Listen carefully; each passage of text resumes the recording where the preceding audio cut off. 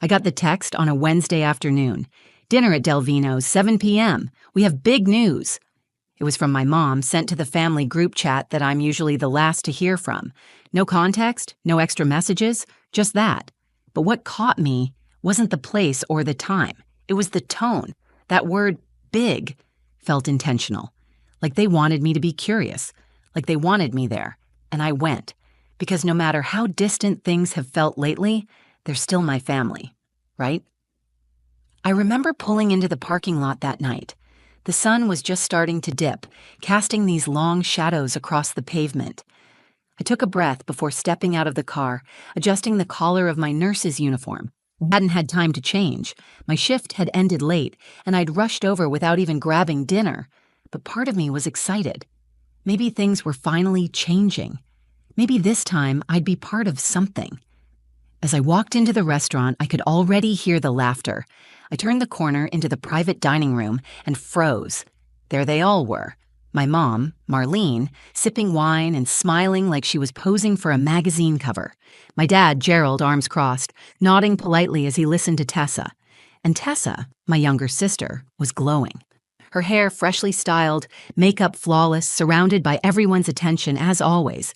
Even my grandfather Walter was there, sitting at the end of the table, quiet as usual but present. They were all there, except me. No one had saved me a seat, but that wasn't the first thing I noticed. My eyes landed on the oversized white banner stretched across the back wall. Congratulations to our real daughter. Big, bold letters, glittery, loud. It hit me like a slap. I stood there trying to make sense of it. No one looked shocked to see me. No one apologized.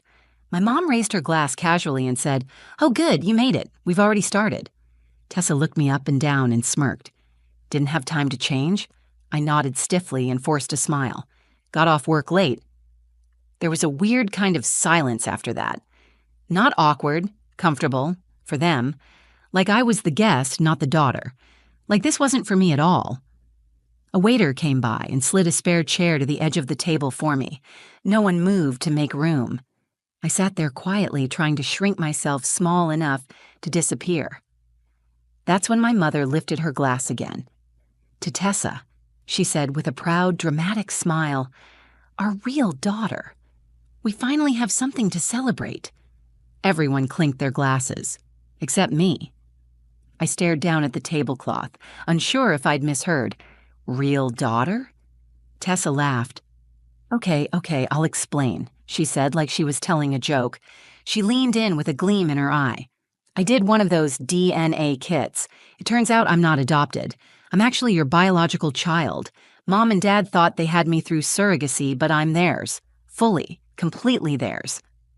People cheered like it was a gender reveal party. Gerald wiped away an emotional tear. My mom placed her hand over her heart. I blinked, trying to keep my voice steady. Wait, what does that mean about me? The table quieted for a second. Then Marlene gave the smallest shrug. "Well, honey, you were part of the same process. It was complicated. We were young. Mistakes happen." Laughter rose again, louder this time. I sat there, suddenly cold in a room full of warmth I wasn't invited into. And just when I thought I couldn't feel smaller, the waiter came back. He walked over to me, not anyone else, and handed me a small sealed envelope. "The owner asked me to give this to you," he said. Everyone at the table turned to look. I looked down at the envelope. My name was handwritten across the front, just my name. And in that moment, everything shifted. I wasn't born into this family, at least not in the way most people are, but growing up, no one ever said anything different. My parents, Marlene and Gerald, had always been distant, but they called me their daughter. They gave me their last name. I called them Mom and Dad. They fed me, clothed me, sent me to school. From the outside, we looked like any other middle-class American family. But inside our house, it always felt like something was missing, something I could never name out loud. Tessa, my younger sister, was everything they ever wanted. From the moment she could walk, she was the center of every conversation, every holiday, every picture frame on the wall. She was their golden girl, blonde curls, pageant smile, straight A's with half the effort. And me? I was the one who remembered to take out the trash, the one who sat in the back seat during vacations so Tessa could have the window, the one who always made her own birthday cake because Mom ran out of time. I don't remember the last time either of them told me they were proud of me. Not when I got into nursing school. Not when I stayed up 36 hours during the COVID crisis. Not even when I paid off my student loans by working double shifts every weekend. But I didn't complain.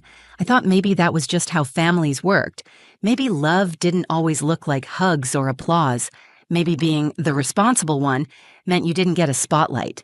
And despite all the little cracks, I stayed close. I called on birthdays. I offered rides to the airport. I showed up to Christmas with gifts even when no one thought to get me one. I never missed a dinner invite because deep down I kept hoping this time would be different. That's why when the group text came in about the dinner at Delvino's, I told myself, maybe they're finally going to see me. Maybe the big news was about something we could all share. Maybe, just maybe, I'd finally be part of the celebration, not just a spectator. I was tired that day, physically and emotionally. 12 hours on the hospital floor, 2 codes called, 1 patient I couldn't save. But I didn't cancel. I didn't want to be the one who bailed. I'd gotten used to being the one who showed up, even when it hurt. I remember putting on a bit of lipstick in my car mirror, trying to pull myself together. I told myself, don't overthink it. Go in. Smile. Maybe this time will be different. But nothing could have prepared me for that moment, that banner, that sentence. Congrats to our REAL daughter. It wasn't just a party, it was a statement, a line drawn in glitter between who belonged and who didn't. And the way they looked at me when I asked, what does that mean about me? Like I was the one making things uncomfortable, like I was overreacting to something they thought was a harmless joke. It told me everything I needed to know. Still, I didn't leave. Not right away. I stayed in that chair with my hands in my lap and my heart beating out of rhythm. I waited for someone, anyone, to notice the pain on my face, to ask if I was okay. No one did. And then the envelope came. The waiter placed it down gently, respectfully, like it was something sacred. The outside was simple, just my name in black ink, Alina. I hadn't seen my name written like that in years, not in handwriting, not like it mattered. And that's when I knew. This wasn't part of their plan. This wasn't something they arranged. This was something different. Someone had known I'd need this moment, that I'd need the truth. And somehow, they'd made sure it found me. My hands were shaking as I picked it up. I didn't know it yet, but what was inside that envelope was going to flip everything I thought I knew upside down. Not just about that dinner, about my entire life. I didn't open the envelope right away. I held it in my hands like it was something fragile, something that could either save me or destroy me. The paper was thick, almost old-fashioned, and the handwriting was sharp and deliberate. Someone had taken their time. Someone had wanted this to reach me, and I didn't know if that terrified me or gave me hope, but I couldn't open it. Not there. Not while I was still surrounded by people who were pretending I didn't exist. I slipped it into my coat pocket and looked up. The conversation had moved on without me. Tessa was now talking about her DNA test like it was the climax of a rom-com. I honestly just did it for fun, she said, swirling her wine. But when I got the results, I was shocked. Apparently, I'm 100% biological. No donor, no mix-up, just me, the real deal. Everyone laughed again. Even Grandpa Walter gave a polite nod, though I noticed he wasn't laughing with his eyes. I finally found my voice and asked quietly, "So, what does that mean about me?" For a second, no one said anything. My dad looked toward the wall like he was trying to remember a dentist appointment. My mom shifted in her seat and gave this small, rehearsed smile. "Well," she said, "we used 2 embryos. Back then, the clinic didn't tell you much. We didn't ask too many questions." Tessa interrupted. "Basically, it was a mix-up. I'm theirs. Alina, you might be someone else's." She said it with a laugh, like she was saying I'd ordered the wrong Starbucks drink. Everyone chuckled along, except me. I wanted to leave. I wanted to scream. But I sat there completely still, like my body had detached from the room. My mom reached across the table to pour herself more water. "It doesn't really change anything, though," she added casually. "You're still family." Still family. The way someone says that when they're talking about an old neighbor or the dog they gave away years ago. I felt my throat tightening, my heart pounding in my chest, not fast, but heavy, like it was dragging the rest of me down. No one apologized. No one acknowledged that what they'd just revealed was more than a quirky surprise. It was my entire identity being thrown out like a punchline. I wasn't just the second best daughter. I was the one who didn't even belong. That banner above the table made it clear. Our real daughter. Not both our daughters, not our family. Just one. One real daughter. And I wasn't her. Tessa was glowing, eating up every second of it. She pulled out her phone and started showing pictures of the DNA results, like it was proof of her destiny. My parents leaned in, fascinated, amazed, hanging on to her every word. I sat there invisible, shrinking with every sip of my untouched water. At one point, Tessa leaned toward me and said, "Honestly, this kind of explains a lot. You've always been different." She didn't mean it kindly. Before I could respond, my phone buzzed. It was a reminder from work. Overnight shift next week confirmed. Be there at 6 p.m. Even my job treated me with more respect than my own family.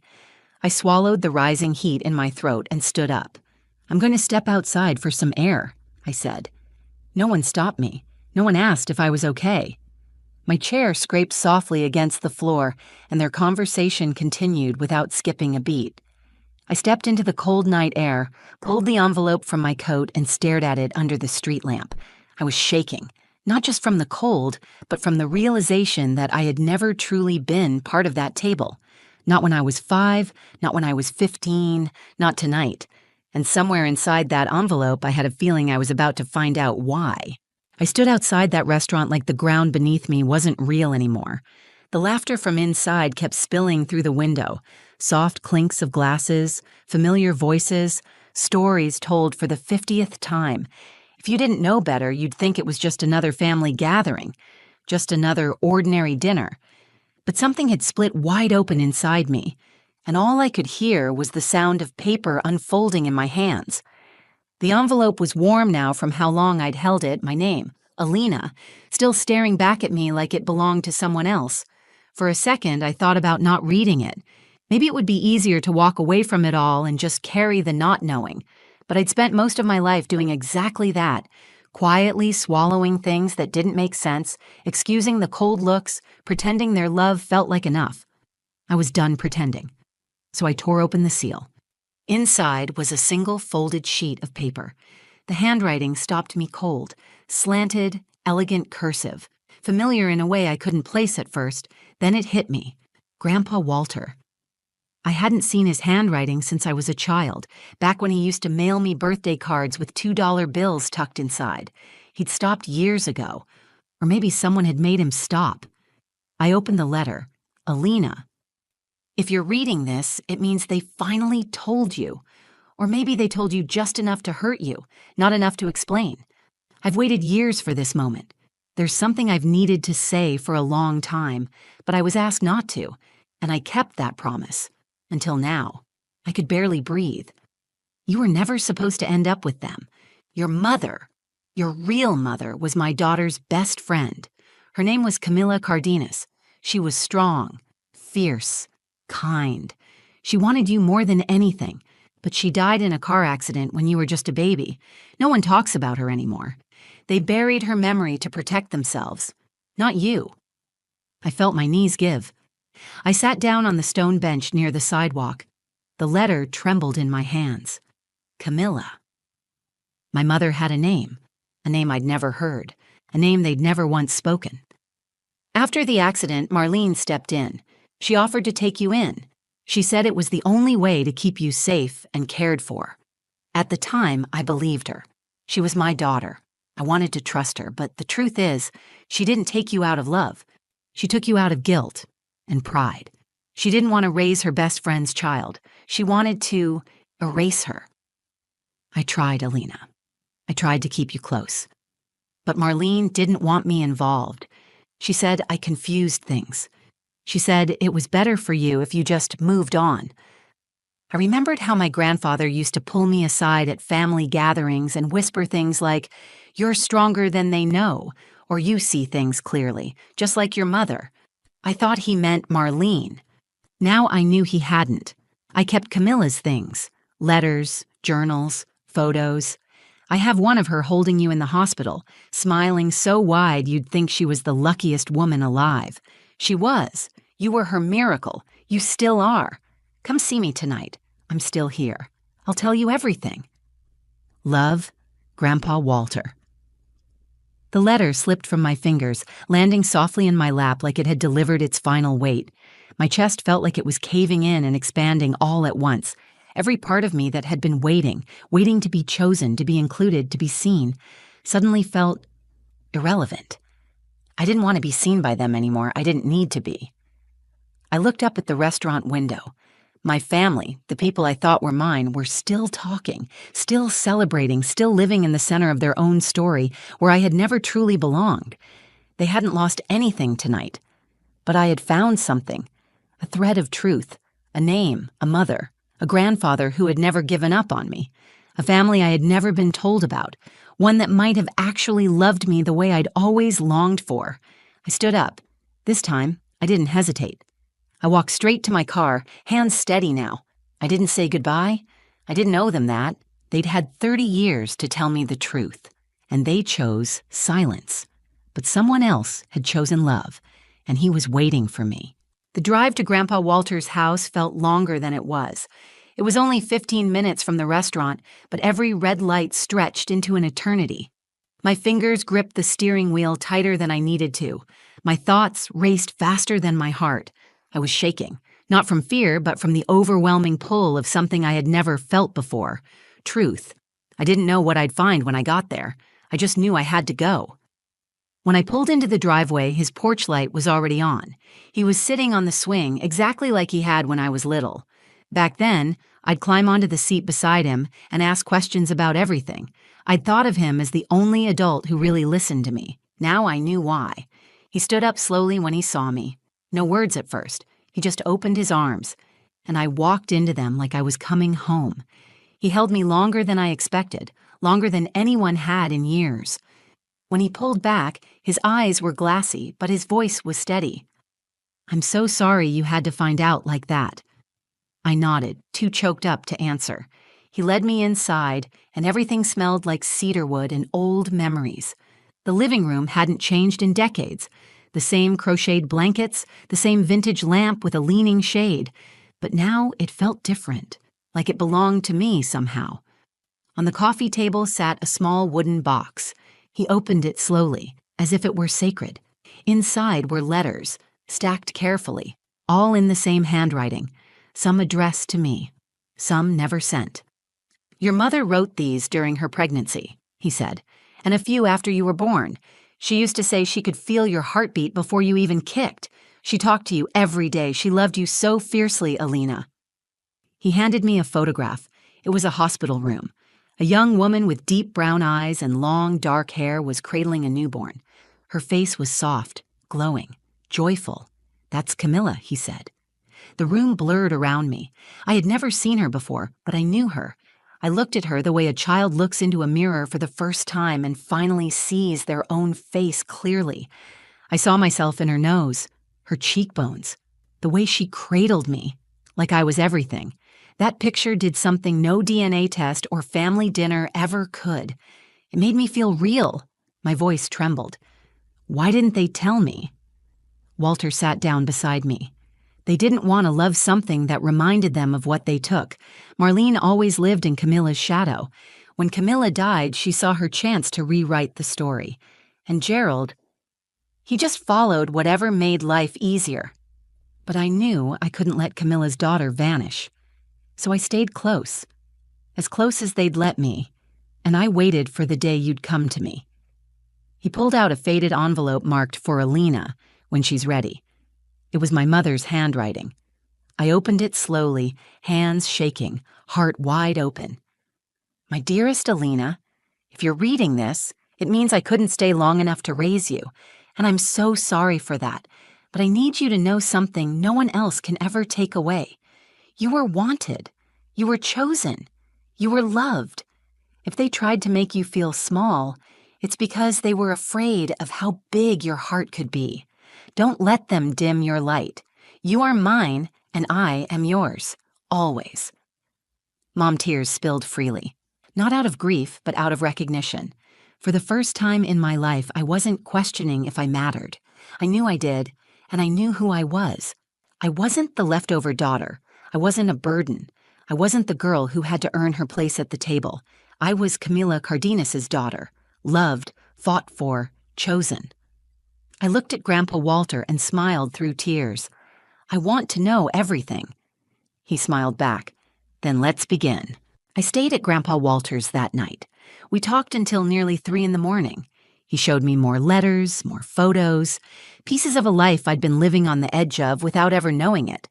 I learned that my mother, Camilla, had been a music teacher. She used to sing to me every night while I was still in her belly. She called me Lena Bug in her journal entries. She'd planned to raise me on her own. She was scared but proud, brave. Every sentence I read felt like oxygen after years of breathing through a straw. By morning, I'd made my decision. I wasn't going back to that house. Not to Marlene's sideways smiles or Gerald's polite detachment. Not to Tessa's mocking tone. Not to that dining room table where love was served with conditions. I wasn't angry. Not anymore. I was done waiting for them to change. Done trying to fit into a space that was never built for me. Instead, I chose myself. A few days later, I filed a petition to legally change my name, Alina Cardenas. The first time I said it aloud at the courthouse, I felt something settle inside me, like a puzzle piece finally clicking into place.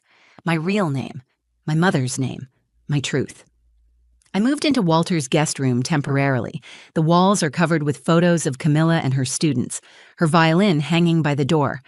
I've picked up a few of her songs, soft lullabies I play on a keyboard I bought for the house. Music feels like a language we've been speaking across time. And in the middle of it all, I kept working. Nursing doesn't stop even when your world shatters and rebuilds itself. But I work differently now. I smile more. I listen closer. I've started mentoring new students. I carry a picture of Camila in my badge holder, not because I need others to see it, but because I finally want to see her with me. I don't talk to Marlene or Gerald anymore. Not out of spite, but out of self-respect. Tessa sent a few messages. One said, "I didn't know it would hurt you like that." I never responded. Letting them back in would be like handing them a hammer after I've spent months gluing myself back together, and I'm done being broken for the comfort of others. What I've learned is this: family isn't something you're born into. It's something you build. It's who shows up when everything else falls apart. It's who tells the truth when it's hard. It's who leaves the light on and waits for you to come home, even when everyone else has forgotten you exist. I thought I was nobody for so long, but I was somebody's miracle. I was loved by a mother who never got to watch me grow, but gave me everything she had while she could. I was protected by a grandfather who waited decades to hand me back my own story, and I finally learned how to love myself with that same fierce, unconditional energy. So here's what I'd tell anyone who's ever felt like the outsider in their own family. You are not the problem. You are not less because they failed to see your worth. You are not defined by the ones who couldn't love you right. You are allowed to walk away. And when you do, when you finally choose truth over performance and love over legacy, you don't lose a family. You find your own. If this story moved you, don't forget to like, subscribe, and share. And if you've ever had to rebuild yourself from the ground up, tell me in the comments, what truth set you free? They labeled my seat "family made" and laughed when I saw it. That was the moment I realized I wasn't part of this family, not really. I was the help, the joke, the one who cooked the meal but never got a real seat at the table. And as my mother-in-law smiled like she hadn't just humiliated me in front of everyone, I knew something had to change. I didn't know it yet, but justice was already on its way, wearing a suit and holding a legal notice. Let me take you back to the moment it happened. The house was buzzing with that fake holiday cheer, soft jazz playing in the background, the scent of turkey and nutmeg hanging in the air. But beneath all of it, I felt that familiar tightness in my chest, that pressure that always came with being around Cynthia, my mother-in-law. I walked in, holding 2 freshly baked pecan pies, still warm through the foil.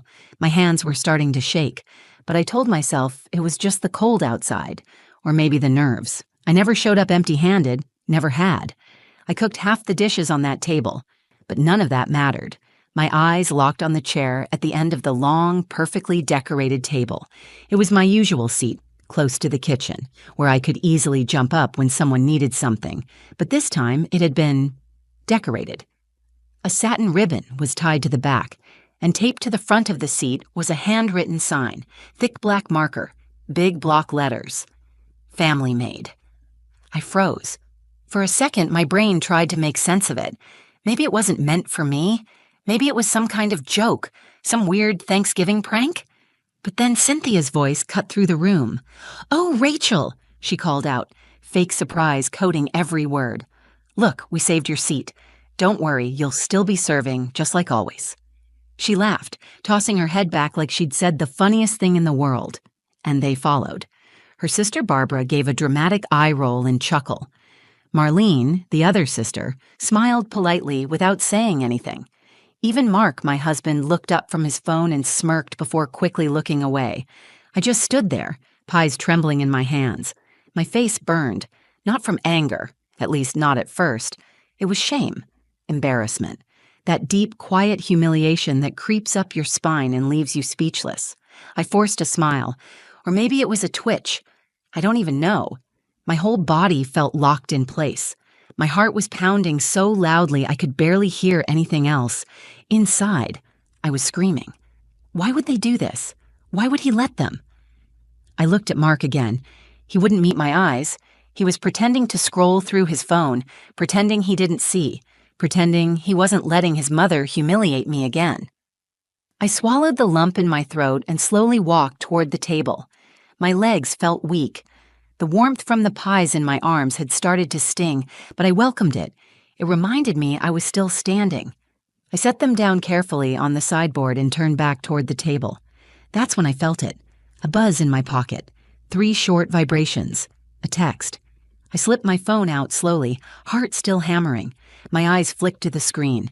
It was from Noah, my son, 24, my anchor.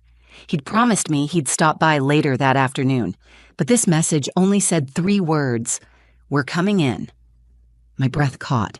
I didn't know what he meant, but in that moment, I knew something was about to change. Earlier that day, I had told myself I could handle it. Just one more Thanksgiving.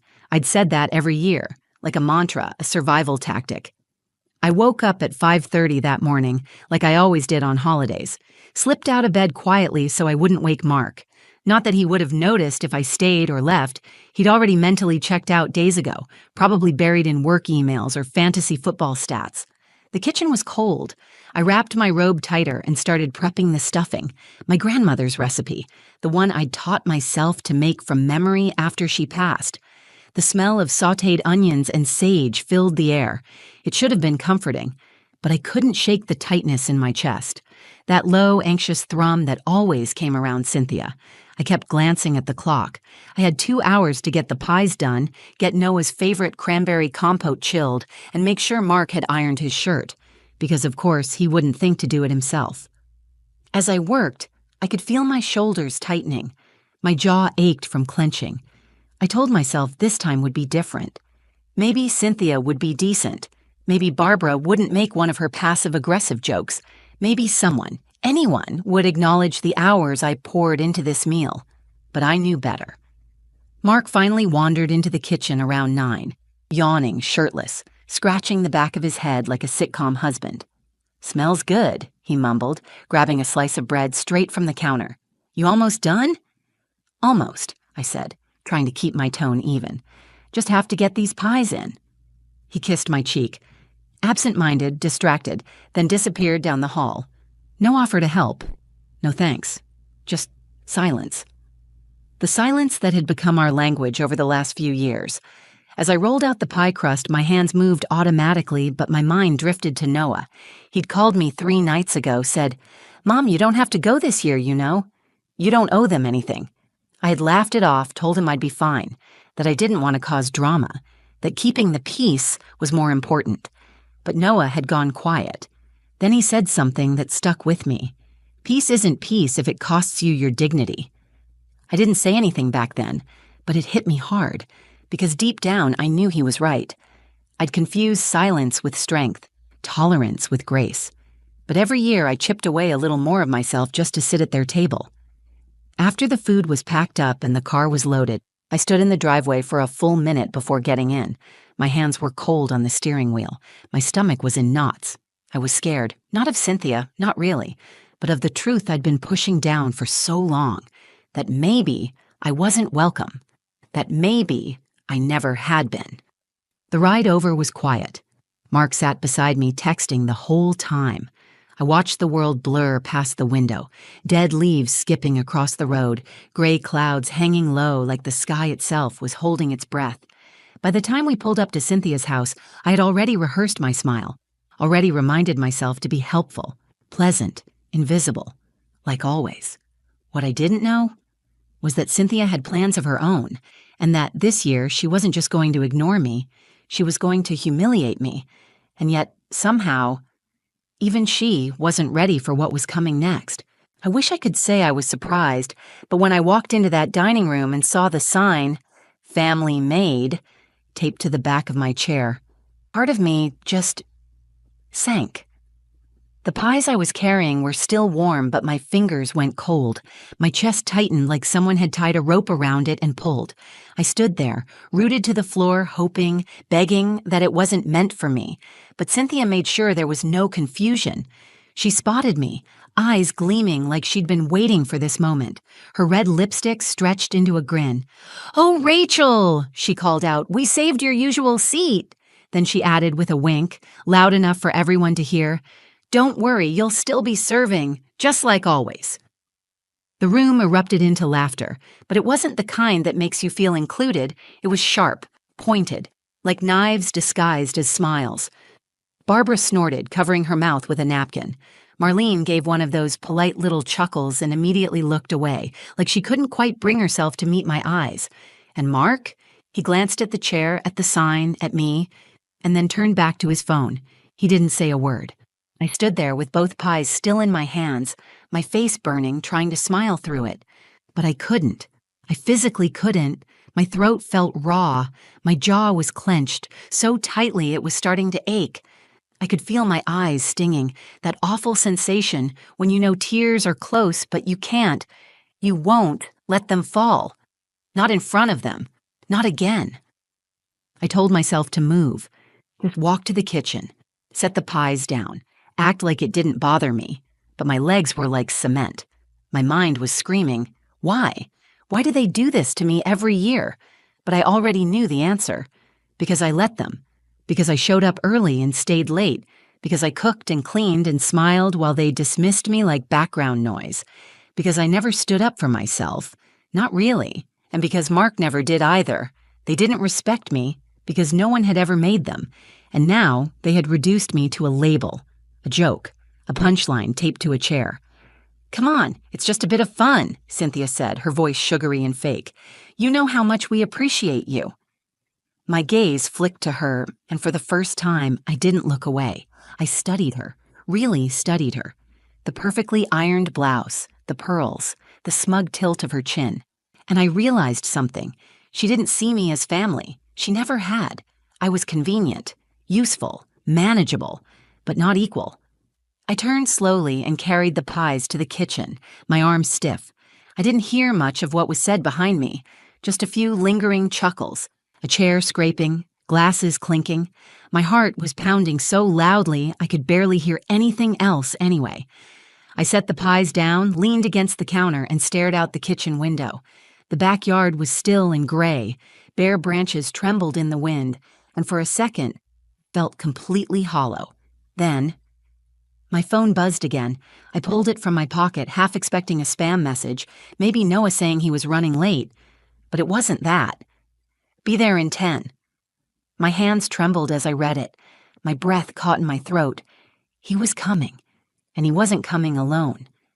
For the first time all day, I felt something crack through the fog of shame and anger that had wrapped itself around me. Hope. I stared at that text like it was a lifeline. "Be there in 10. 10 minutes. That's all I had to hold it together. I slipped my phone back into my pocket, straightened my spine, and took a long, steady breath. I still felt like my skin was on fire and my chest was caving in, but beneath all that, something inside me had started to shift. A quiet voice, not loud, not angry, just done. I walked back into the dining room. Everyone was already seated. The family made sign was still hanging on the back of my chair like a proud little trophy. I reached for it, slowly, calmly. "Let me take that down," Cynthia said sweetly, halfway rising from her seat, pretending to be helpful now that the joke had landed. "No need," I said. My voice was steady, stronger than I felt. I folded the sign in half and placed it gently on the sideboard. She watched me, her smile faltering just slightly, like she wasn't sure what game I was playing anymore. I sat in the chair, the one they'd labeled for me, not because I accepted it, but because it was mine, because I was reclaiming it. I could feel their eyes flick toward me, sensing the shift but not understanding it. I smiled softly, said nothing. Mark was still scrolling on his phone, oblivious, or pretending to be. He finally looked up when I reached for my water glass. "You okay?" he asked quietly, almost cautiously. I met his eyes. "I'm fine." He gave a small nod, clearly relieved I wasn't about to make a scene. He never did well with discomfort, or confrontation, or me having a voice. But I wasn't here to make a scene. I was here to finish what I'd started. You see, a few nights before Thanksgiving, I had finally told Noah everything. We were on the phone, catching up, and something in me just broke. I told him about the years of snide comments, the backhanded compliments, the invisible labor that never got noticed but was always expected. I told him about last year, how Cynthia had told me there wasn't enough room at the table and had me eat at the counter while everyone else toasted pumpkin pie. There was a long pause, and then Noah said, "You know this isn't normal, right?" "I've gotten used to it," I told him. "Mom, that doesn't mean you should have to." His voice had gone quiet, measured, but I knew that tone. That was his "something is about to happen" tone. He told me he'd been interning at a law firm, small but passionate about helping women fight back against long-term domestic emotional abuse. He said his mentor, David, had worked cases where women like me, women who weren't beaten or bruised but erased, finally said enough. I remember laughing at first. What would I even do? Sue them for being mean? He didn't laugh. Number. But we can serve them a notice, a boundary, a warning. That word stayed with me. Boundary. Because that's what I'd been missing all these years. Not love, not effort, not even respect. Boundaries. So we talked, and we planned. David helped me draft something. It wasn't a lawsuit. It was a formal cease and desist, a legal notice establishing boundaries, expectations for my time, emotional labor, and unpaid contributions. A way to legally and emotionally reclaim my worth. And now, they were almost here. The clinking of silverware, the forced laughter, the wine pouring, it all became background noise. I just sat there in the chair they'd mocked me with and waited, not with fear, but with something else. Power. The knock on the door was quiet, but it felt like thunder. For a second, no one moved. Cynthia paused mid-sentence, holding a gravy boat like it was suddenly too heavy. Barbara's laugh trailed off, uncertain. Mark looked toward the hallway, brows furrowed. I didn't move. My heart was pounding in my chest, but the rest of me was still, focused. The second knock came, sharper this time. "I'll get it," I said, standing up. Mark blinked. "You don't have to." But I was already walking. Each step down that hallway felt like shedding skin. Years of swallowing words. Years of being the helper, the peacekeeper, the maid. Not anymore. I opened the door, and there they were. Noah standing tall, sharp in a dark jacket I didn't recognize. His jaw was set, but his eyes softened when he saw me.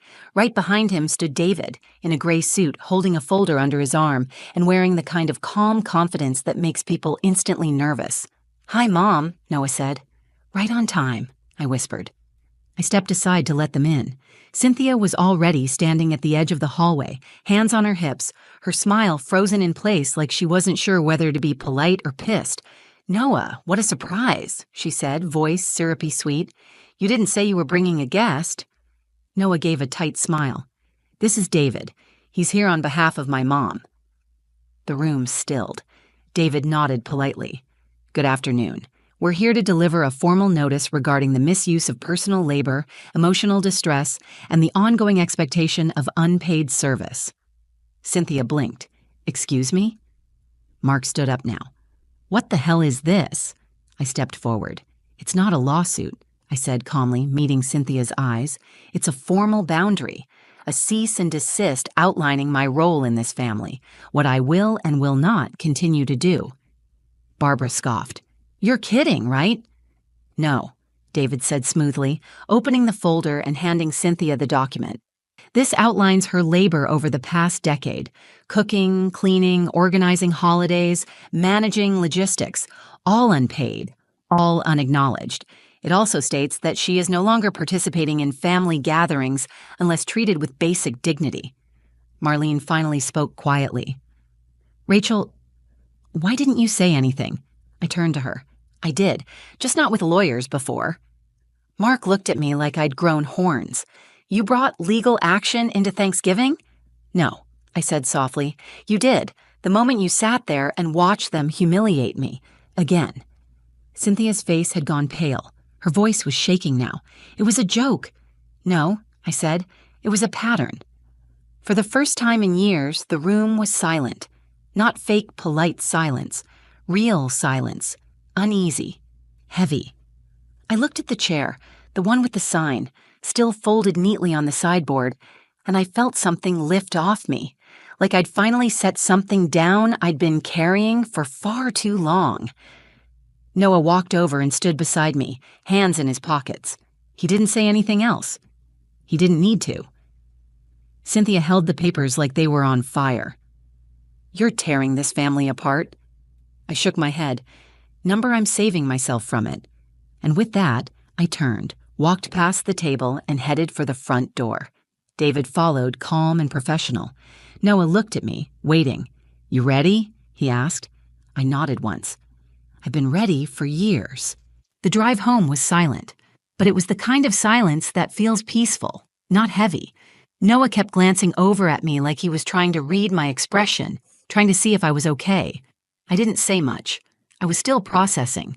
But I remember looking out the window and seeing the trees blur past, bare branches dancing in the wind, and thinking, I'm never going back there again. Not like that. When we got to my house, he walked me to the door like I was fragile, like he thought I might fall apart the moment I was alone. I didn't.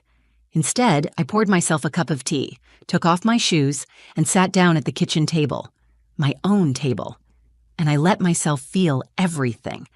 Not just the humiliation, not just the anger, but the relief, the weight that had finally been lifted after years of holding my breath, the strange lightness that came from finally saying, enough. The next day, I woke up late. I didn't clean up after anyone. I didn't fold anyone's laundry. I didn't cook for a crowd that would never thank me. I made myself pancakes, just for me, and I ate them in bed. It's strange how good guilt can be at disguising itself as loyalty. For over a decade, I thought I was keeping peace by staying quiet. I thought I was being strong by enduring it all. I thought being a good wife meant keeping Mark's family happy at the cost of my own. But peace, built on silence, isn't peace. It's self-erasure. And loyalty isn't about suffering in silence. Loyalty should be mutual, rooted in respect. Mark texted me that evening, just a short message. That was unnecessary. I stared at it for a long time. Then I deleted it without replying. We haven't really spoken since. He moved into a hotel a few days later. I didn't ask where or why. I didn't need to. I think deep down I knew this had been coming, that we'd been quietly unraveling for years, that the moment I stopped playing the role he'd grown comfortable with, everything would shift. And honestly, let it, because I'm not playing roles anymore. Noah has been checking in on me every few days. He even brought over dinner the following weekend. He made lasagna, burned the edges, but it was perfect. He said, "It's your turn to be taken care of." I couldn't even answer. I just hugged him and tried not to cry. I've also started volunteering at a local women's center, not because I have all the answers, but because I understand. I understand how easy it is to lose yourself, to become small, quiet, agreeable, until you don't even recognize the woman in the mirror. But now I do. Now I look in the mirror and I see someone who finally chose herself. Not in anger, not in revenge, but in truth, in strength. Thanksgiving looks different now. No crowded tables, no fake smiles, no labels, just peace, real peace. And every now and then, when I think back to that chair, the one they labeled family made, I smile. Because they were right about one thing. I did serve. I served meals, I served love, I served patience and strength. But this year, I served boundaries, I served self-worth, and I served justice, cold, with a side of dignity. Thank you for listening to my story. If it resonated with you, if you've ever felt overlooked, unappreciated, or erased in your own family or relationship, just know this: you're not alone, and you deserve better. Sometimes the most powerful thing you can do is finally choose yourself. If you found this story moving or meaningful, please take a moment to like the video, share it with someone who needs to hear it, and subscribe to the channel for more real stories about strength, healing, and transformation. Until next time, stay grounded, stay brave, and never forget your worth.